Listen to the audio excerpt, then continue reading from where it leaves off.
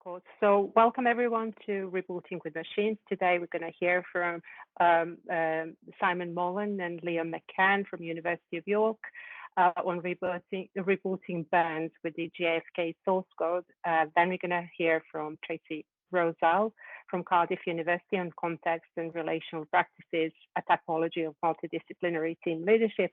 And finally, we're going to hear an exciting presentation on algorithmic decision making, that is the challenges for leaders within this area from Roxandra Lina Voda.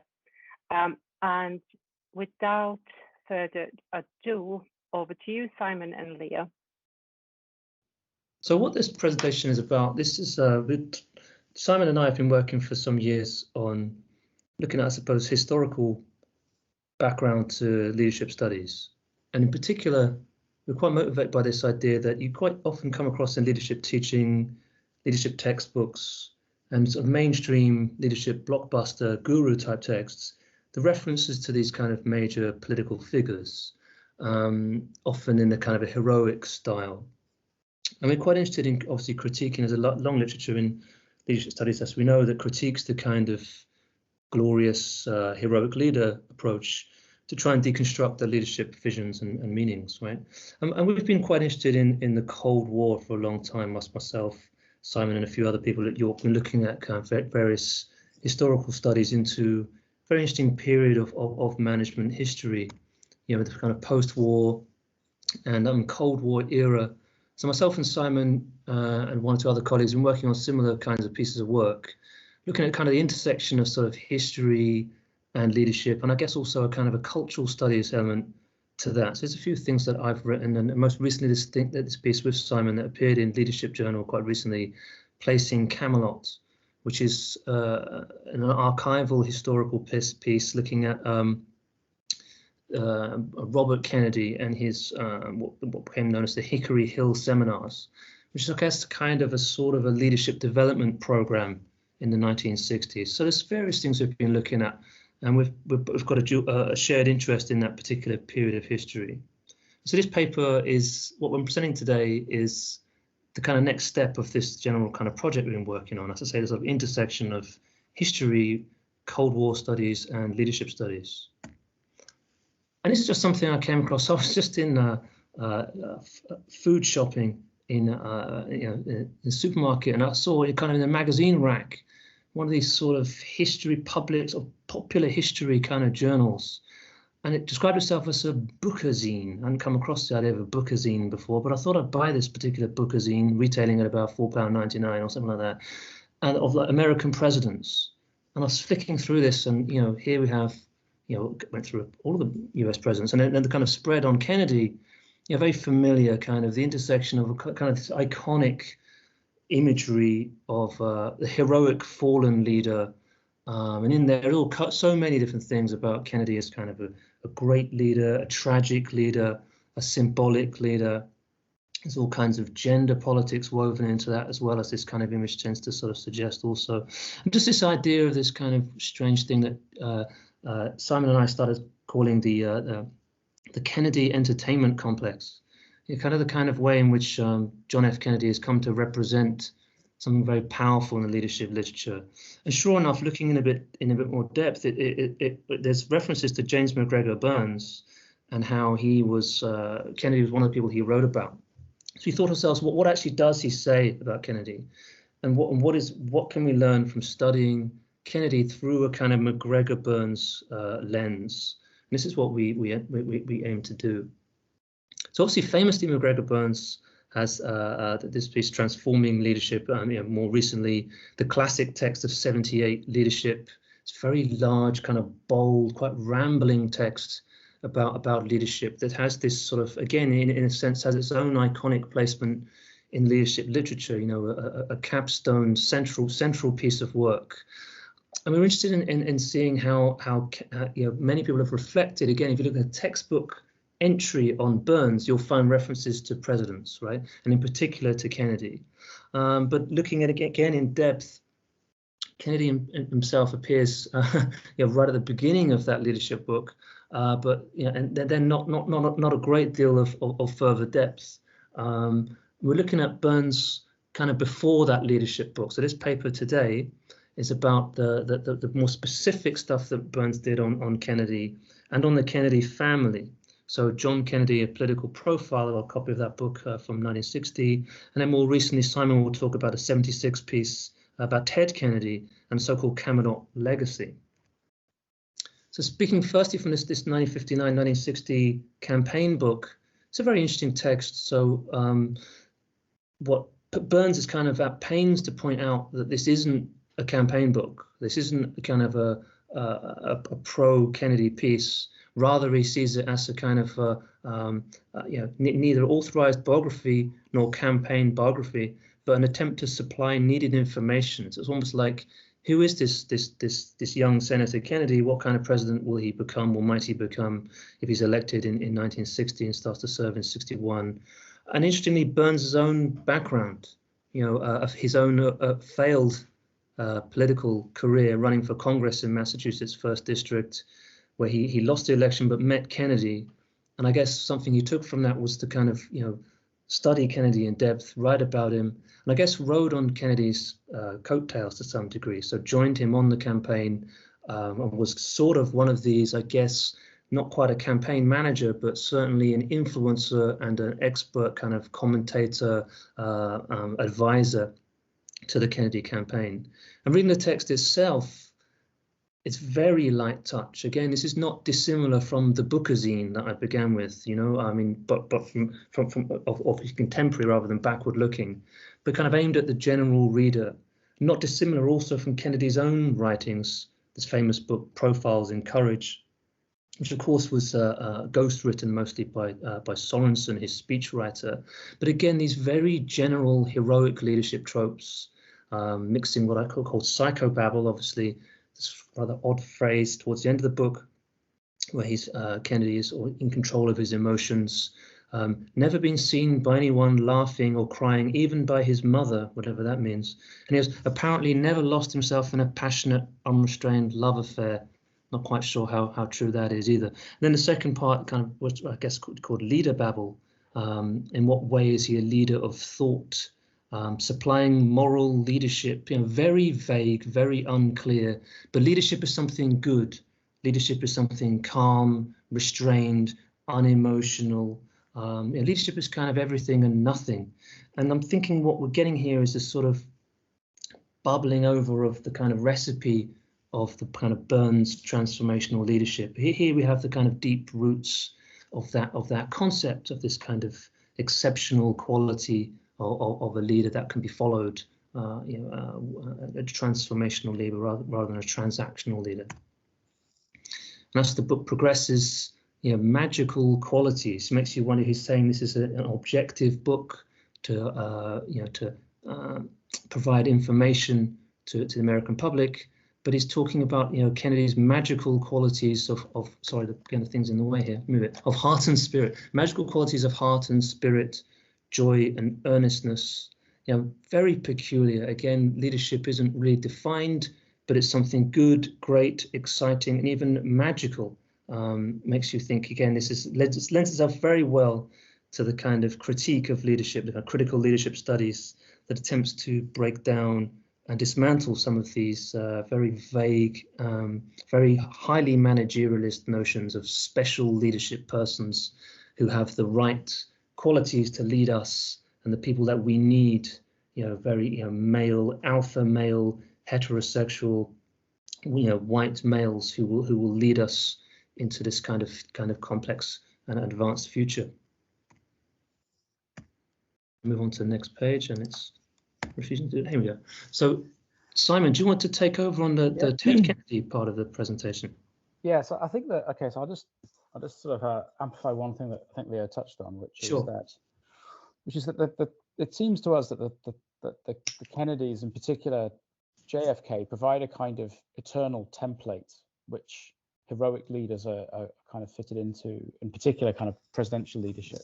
So all presidents of the US, or a lot of presidents of the US, either compare themselves to JFK or are compared to JFK, usually unfavorably. So that we're sort of, I guess, we're partly trying to explore as well how the kind of the Kennedy myth becomes part of the fundamental plumbing, if you like, of how leadership studies emerges, given that Burns is such an important figure to the development of leadership studies and ideas of theoretical ideas about leadership. So this book called Edward Kennedy and the Camelot Legacy is in many ways the main treatise where Burns deals with the Kennedys as they have emerged in their kind of historical role or trope, because the 1960 book was timed to coincide with the election of JFK, because he hadn't been president by that point, obviously he hadn't been assassinated and so on. By 1976, Robert Kennedy has been assassinated John Kennedy was assassinated in 63, of course. Robert Kennedy was assassinated in 68. And Ted Kennedy is the only sort of Kennedy brother left going in American politics. And this book was timed for an expected run for the presidency in 1976. But that didn't happen, in part because Ted Kennedy had, for those of you who I'm sure most of you are familiar, of course, but he had an incident in 1969 where he was implicated in the death of Mary Jo Kopechne at Chappaquiddick, which was an accident, but his behavior around it was very, very peculiar. And there was a kind of cover up, and he didn't really admit what had happened. And there was question marks still to this day as to whether or not, had he acted differently, whether or not she would have died. So the book itself is in some respects kind of a bit problematical, because Burns is sort of trying to explain the Kennedys, and the book is kind of written as if Kennedy might be alive, a potential candidate in 1976. I mean, he never was the candidate in 1976. That was Jimmy Carter. Ted Kennedy then did have another go at the presidency in 1980, but by trying to challenge Carter for the Democratic nomination, but that didn't happen, and that pretty much ended his presidential ambitions. But within this book, you have this kind of idea of Camelot, which emerges after the death of JFK in 1963, and it begins to sort of, I think it shows the sort of special form of presidential leadership. So the quote here is from the book is, "Just as Camelot of King Arthur, with its idealization of knightly chivalry and courage, established a standard for kingly rule throughout Europe, so the Camelot legacy signified a special form of presidential leadership that would serve as a model to copy or to shun for years to come. This model was a strangely mixed one. If Camelot of historical fact and legend was a land of bravery and treachery, of incest and illegitimacy, of deadly virtues and virtuous sins, the Camelot of the Kennedys was a place of courage and caution, faith and infidelity, of brave plans and dashed hopes, of war and conspiracy and death." And this is something which I think is something we see actually through the Burns now from this point onwards, but you can kind of see it rhetorically in the start of the 1960s. This sort of couching of qualifying things. So the approaches of qualified praise and even-handedness to some degree, but it's ultimately admiring.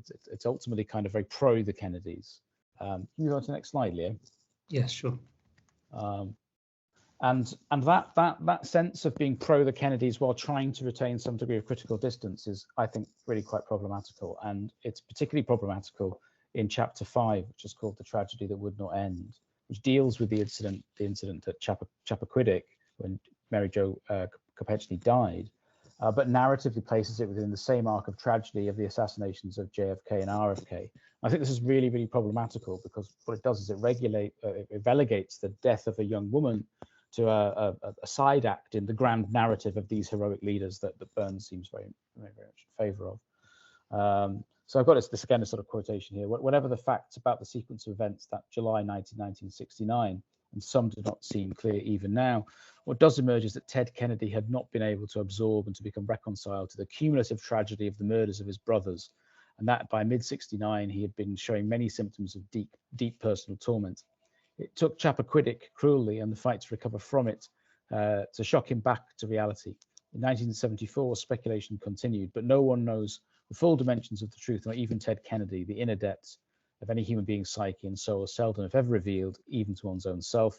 But two things Ted Kennedy did know: in behaving differently from the ways his brothers would have done, he had betrayed the Camelot legacy of honor, and for him and for the country, the tragedy of Chappaquiddick would never end." So what this is kind of apologia for what happened. It sort of explains that, he was worried, he's still suffering the stress of his brother's assassinations, followed by unfavorable criticism, comparison with JFK and RFK, but then lionizes the Kennedys within that, and really does kind of relegate the actual death of a woman to secondary importance in this national loss of the Kennedy legacy, as it were.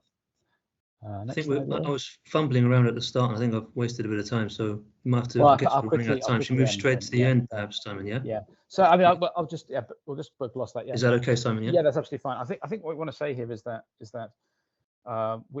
is us developing.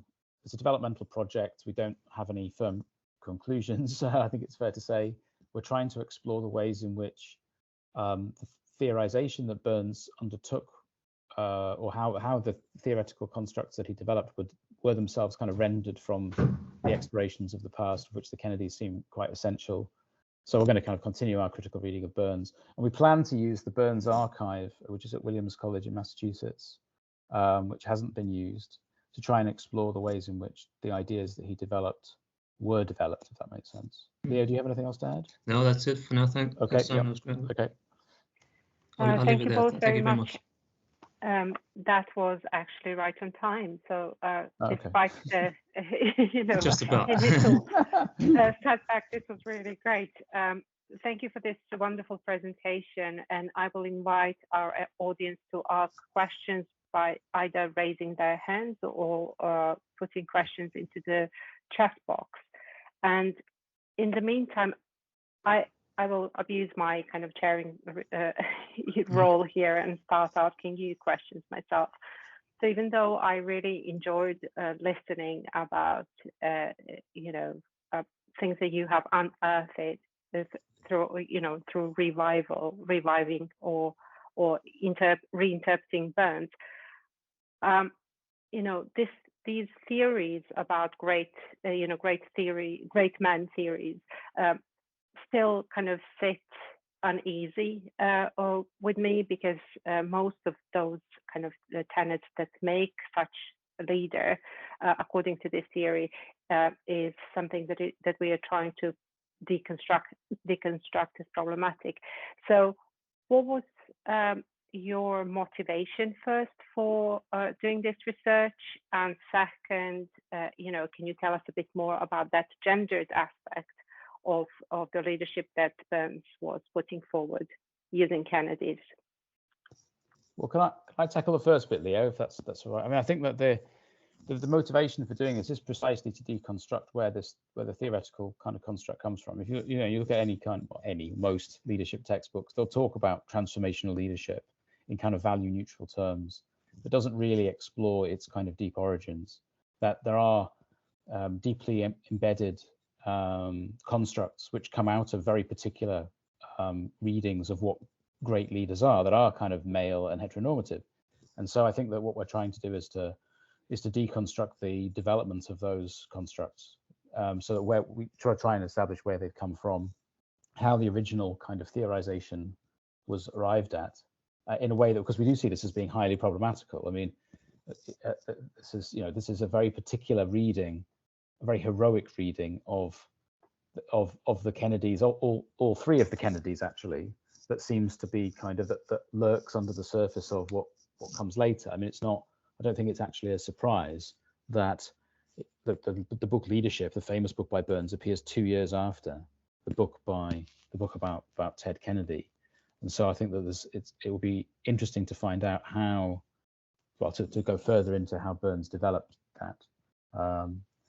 And clearly it's very gendered, and I wondered if Leo might want to say something about that. Certainly. I mean, gender is just central to the Kennedy story, and more than gender, also just sex. I mean, the idea of the Kennedy, this verb, the adjective of vigorous, always applied to JFK. So JFK is vigorous, and Jackie as poised and glamorous. It's really very, very interesting that the signifiers around gender, family, and really also sexual roles. One of the best books I've come across on this is a book by a gentleman called Watts, a book called JFK and the Masculine Mystique, which is a very interesting play on masculine mystique rather than feminine mystique. It's very, very interesting. He cites the Camelot within the kind of sense of a kind of a crisis of masculinity in the 1950s, right? So as if the sort of Truman and Eisenhower era associated with the organization man, excessive government control, excessive managerial control, the Kennedys are these sort of renegade pushbacks, right? They're tough guys, they're dynamic. They go to these parties with glamorous women, they're hanging out with movie stars.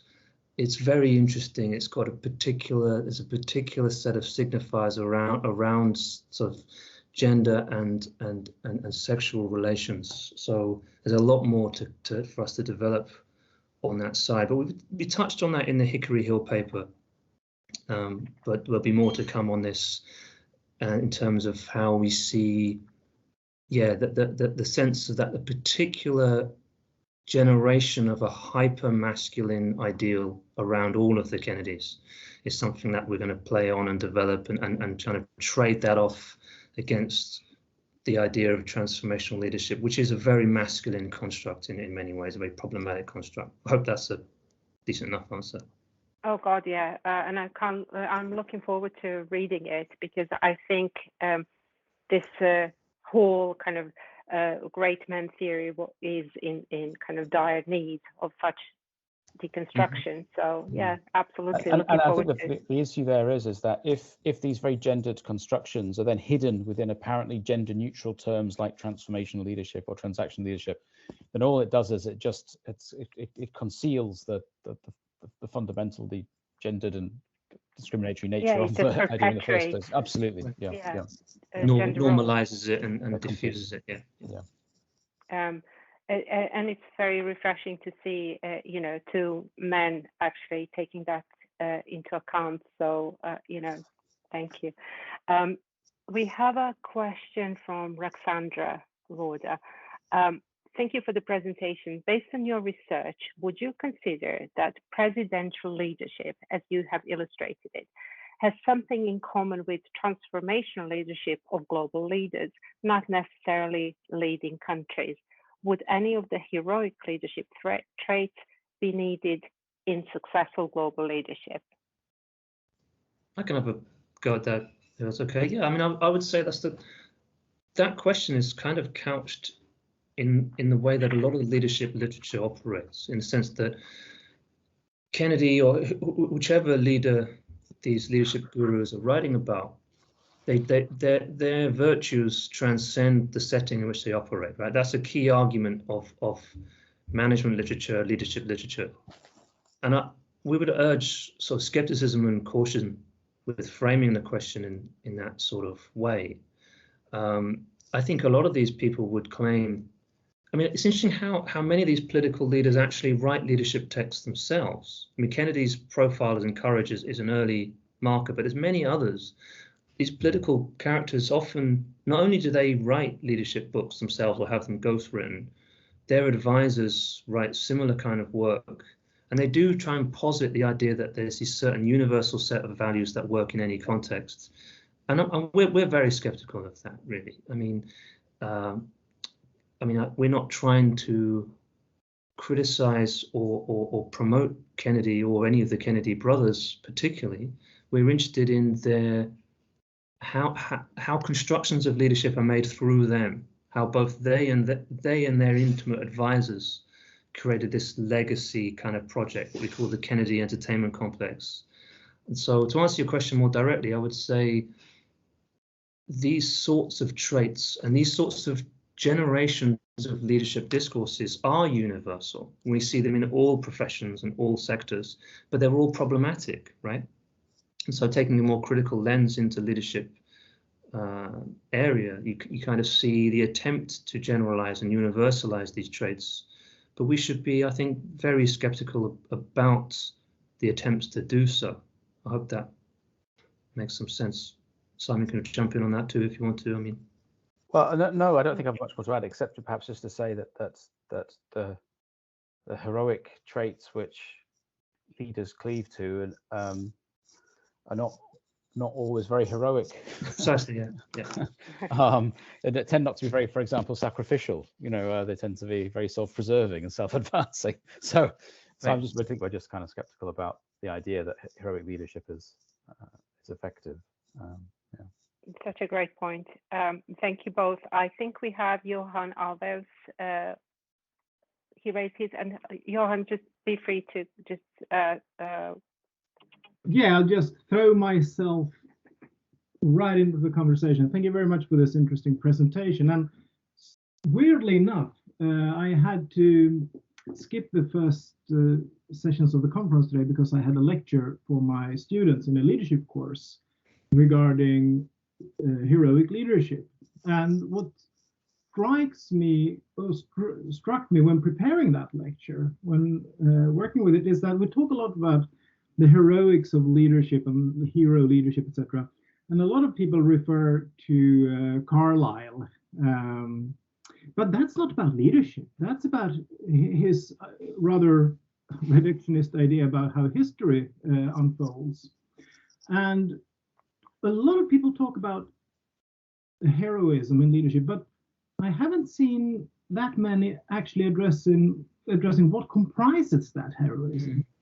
And comparing that to, I was in my lecture drawing on Joseph Campbell and his hero with 1,000 faces, and the kind of the hero's journey and the kind of heroism that we find in popular culture, and contrasting that with this, which is a brilliant book that I recommend to everyone, Maria Tatar, The Heroine with 1,001 Faces, which basically criticizes Campbell for creating a very masculine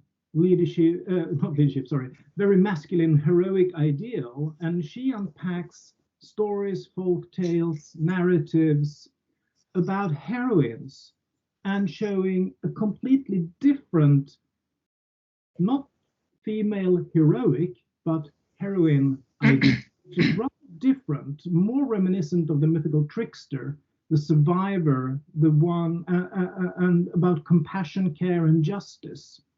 So I wonder if leadership studies would actually benefit from a Tatarian, if you like, approach to heroism. Just like, I actually don't really, it's not a question basically. It's no, sure. And opening up for further discussions, I guess. No, it's a great question. It speaks to the point that Neela made earlier about the profoundly gendered implications of what we're looking at. And I guess we're looking at a particular period of history when that really hadn't been, that was only starting to be challenged, I guess, right?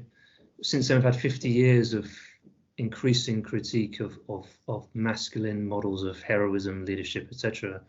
So it's a really interesting reference, and I'll look that up and look into it. Thank you. It's a very, very interesting point. And I totally agree that the hero narrative, there's a lot more to unpack. You're right, it's something we throw around, and I think it requires, it could be a quite different study that could really get into the meaning, the complex meanings of what a hero might be and how he or she is constructed.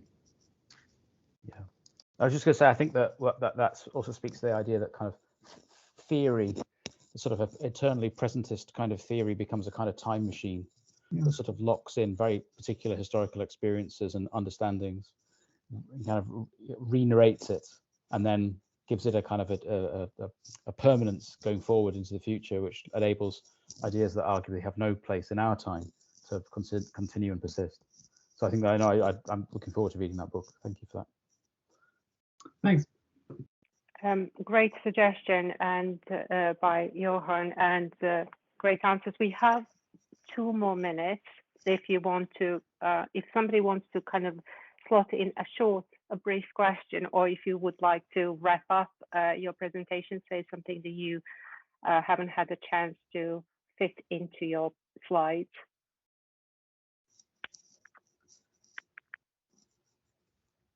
No, I'm fairly content. I don't know, you, Leo? Yeah, I think I'm absolutely fine with that. I think it's gone.